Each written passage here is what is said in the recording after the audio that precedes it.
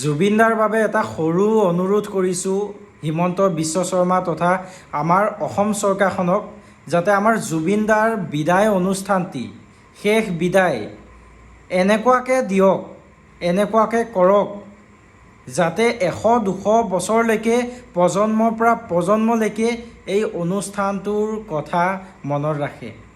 এনেকুৱাকৈ পাতক যে ভাৰতবৰ্ষ বাদে দিয়ক, বিশ্ব ব্ৰহ্মাণ্ডৰ চকু আমাৰ অসমখনত থাকক এইকেইদিন। তেখেতে আমাৰ অসমৰ বাবে, আমাৰ অসমীয়াৰ বাবে, আমাৰ জাতিটোৰ বাবে যি কৰি থৈ গৈছে সেয়া আমি উভতাই দিব নোৱাৰোঁ, কিন্তু তেখেতৰ বাবে কিঞ্চিত কিবা অলপমানটো কৰিব পাৰোঁ। পাৰিলে ভিডিঅ'টো অলপমান শ্বেয়াৰ কৰি দিয়ক। শুনিবলৈ পাইছোঁ কাইলৈ আমাৰ জুবিন দা অসমলৈ ঘূৰি আহিব, যাতে তেখেতৰ অনুষ্ঠানটো ভালদৰে হওক।